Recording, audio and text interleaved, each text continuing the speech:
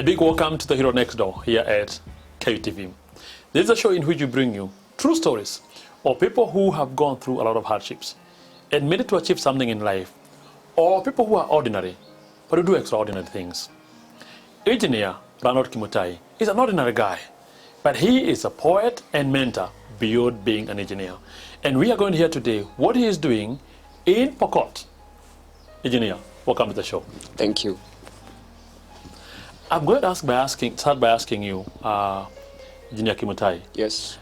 Where were you born? I was born in Ravine. Okay. Yeah. Is that near Pokot? Not near Pokot, but in the same county, yes. So where did you go to school in Ravine? I studied at Kwebatek Primary School. Kwebatek Primary School? Yes. Okay. And where did you go for high school education? Then I cleared in 2003 and I proceeded to Lenana School here in Nairobi. Oh, Lenana School in Nairobi? Yes. Okay. And then after high school, I proceeded to Egerton University and pursued my Bachelor of Science in Agricultural Engineering. Agricultural Engineering. So you're an agricultural engineer by training? Yeah. Okay. Now, tell us about how the idea of mentorship started, which is what you're doing in Pokot, and why Pokot? The idea of mentorship came as a gap that I saw in the society. When we started Wenyewe, that is the group that I'm representing, that is based in Ravine. We started out basically as artists. So Wenyewe is a group of artists? Yeah. Based in Ravine? Yes. Who are Wenyewe? Wenyewe, we call ourselves warriors, epitome, nourishing the young, entrepreneurially with edutainment. That is the full of Wenyewe, because Wenyewe is an acronym. So we started out wanting to use our art to educate the community. Yeah, and at the same time do entrepreneurship. Where do you see young people with this tribal thing that is really killing not just Kenya, but Africa? Well, I see the youth as the agents of change. Yeah, and I see that we have a role to play as young people in order to change the perspective that is existing about our tribes, and that we are actually the people who will not just point fingers and say, oh, the government is corrupt, or you're propelling violence, or you're propelling tribalism, but you are actually the people who can actually take charge, take responsibility, and go out there and shake hands with the person your forefathers would call the enemy. Where do you see the place of art?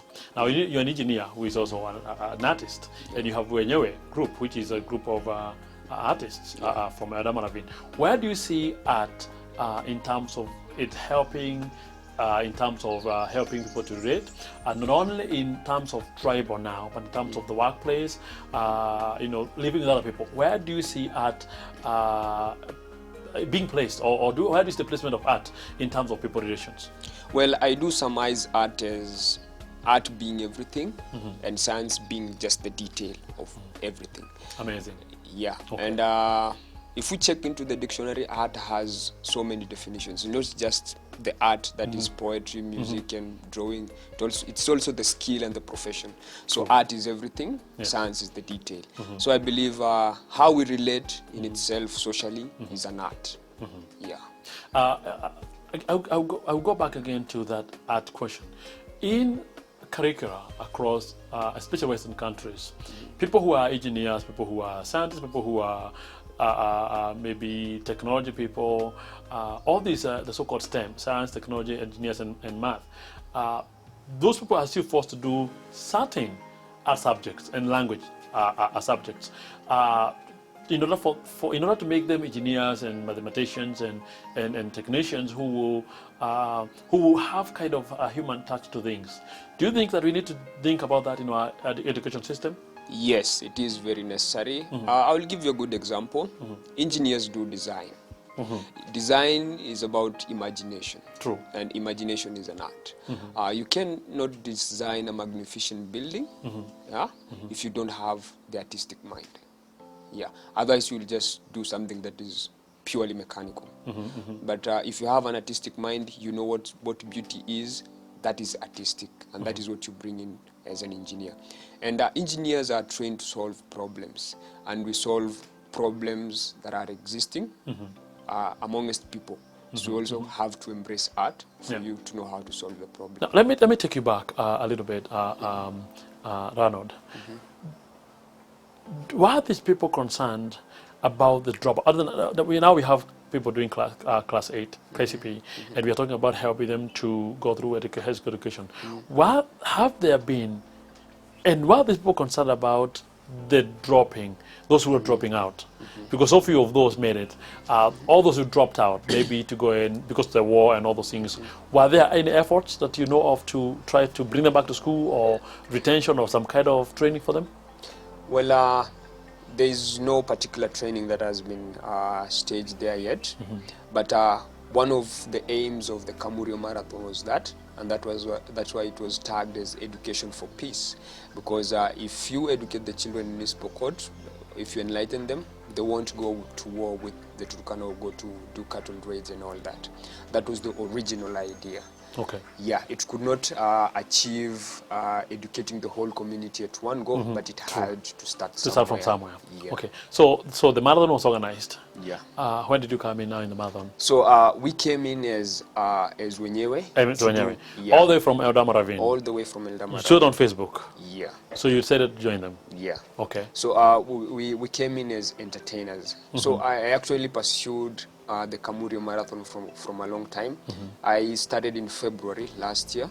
That was in 2015.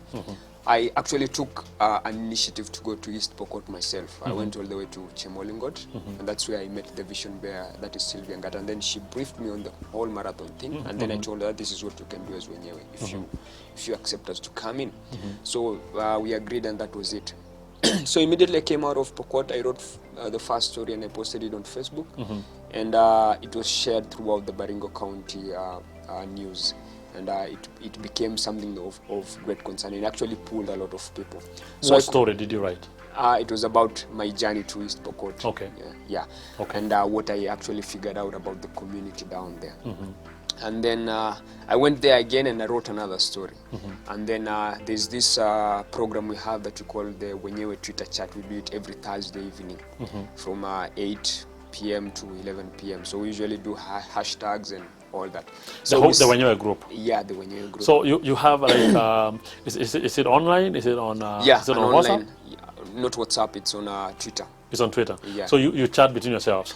Not just between ourselves. It's open? It's open. Okay. It's open. We just have a hashtag and then we discuss with anybody who's come up. Okay. So that was when we started talking about Northern Kenya, and East Pokot pushed me to read more about what happened to Northern Kenya, about the northern frontier districts and all that, and why the community has been marginalized all over across the north, and what can be done to them. And we cannot still look at the government and say it's because you did this that this community is this way. Why don't we take responsibility and take charge and try to help? Yeah.